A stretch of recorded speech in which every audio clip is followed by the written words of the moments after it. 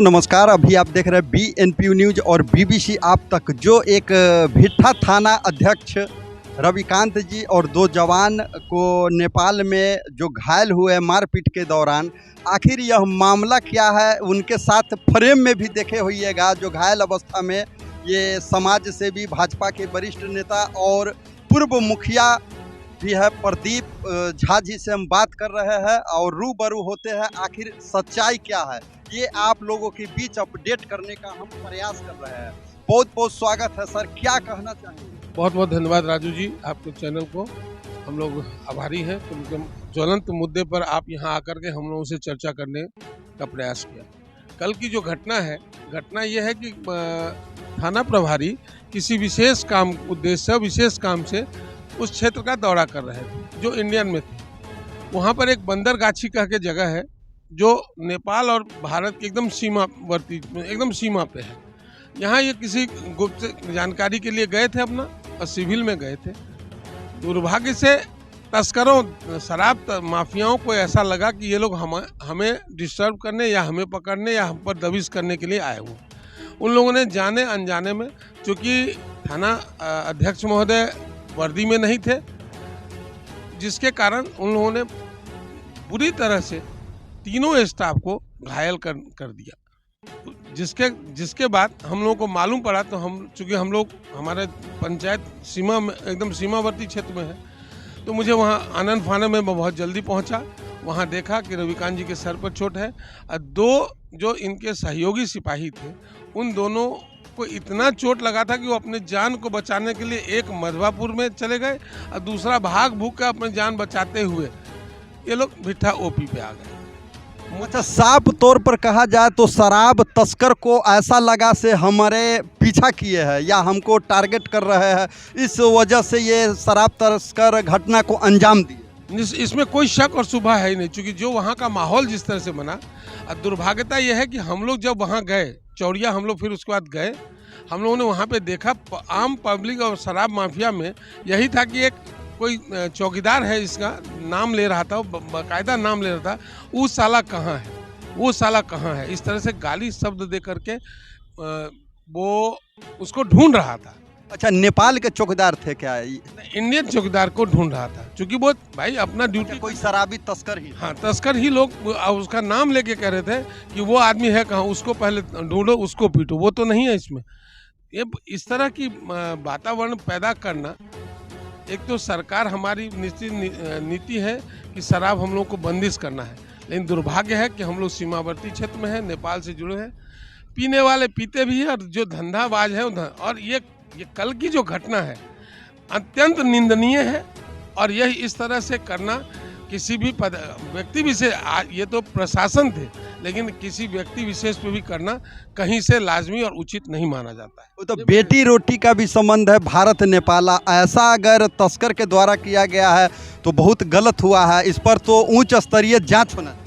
निसंदेह राजू जी, इसमें आप लोगों के माध्यम से हम पुनः सरकार के, अपनी सरकार से और नेपाल सरकार से भी आग्रह करते हैं कि इस तरह की घटना को जिसने भी अंजाम दिया हो उसको सजा भी मिलनी चाहिए और इस तरह से कलंकित नहीं करना चाहिए।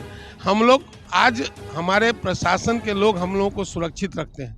हम लोग अगर वही असुरक्षित हो जाएंगे तो हम लोग बॉर्डर एरिया में हम लोग कभी भी जिंदा नहीं, कोई भी कुछ भी करके भाग जाएगा।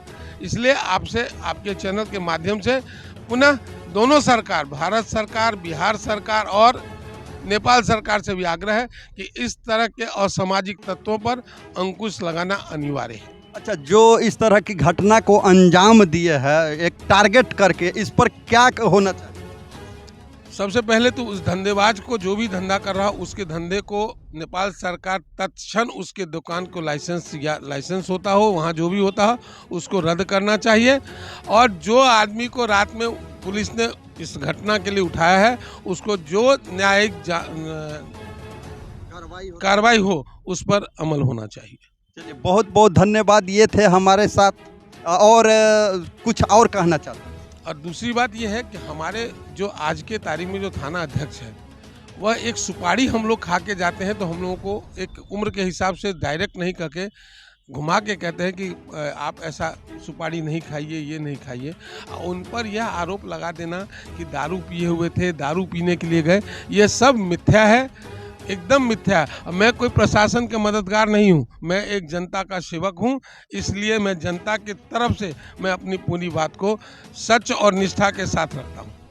बिल्कुल, चलिए बहुत बहुत धन्यवाद। हमारे साथ थे पूर्व मुखिया, समाज सेवी और भाजपा के वरिष्ठ नेता प्रदीप झा जी। ये इस संबंध में हम बात करते हैं जो समाज सेवी कुरियाही पंचायत के हैं, उनसे बात करते हैं। पूर्व मुखिया भी है, उनसे बात करते हैं, रूबरू होते हैं जो यहाँ के थानेदार है, थाना अध्यक्ष है रविकांत कुमार। इनके बारे में, इनका करेक्टर कैसा है, इनका व्यवहार कैसा है, बहुत बहुत स्वागत है। क्या कहना चाहेंगे? इन पर बड़े आरोप लगे हैं और सोशल मीडिया पर भी वायरल हो रहा है। जी, सबसे पहले धन्यवाद आपके चैनल को और आपको जो आपने मुझे मौका दिया बोलने का।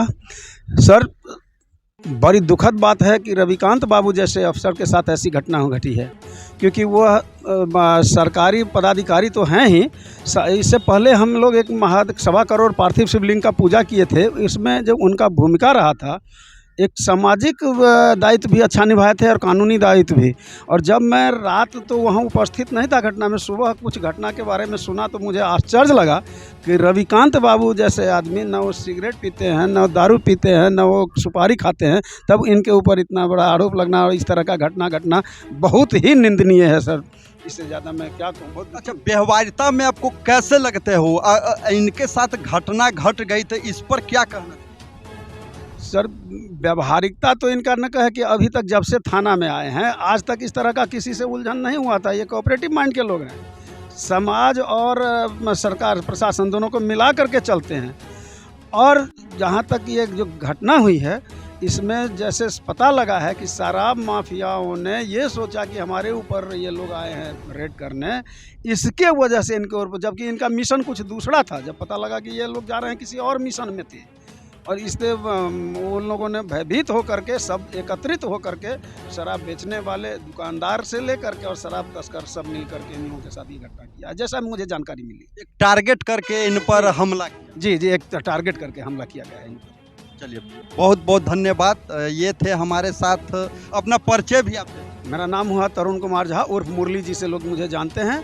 मैं 2006 से 11 तक पंचायत का मुखिया रह चुका हूं। वर्तमान में भी समाज सेवा करता हूं, लगा रहता हूं। पूर्व में जिला परिषद का चुनाव लड़ा था, यही मेरा। चलिए बहुत बहुत धन्यवाद हमारे साथ इतनी कीमती वक्त देने के लिए। धन्यवाद।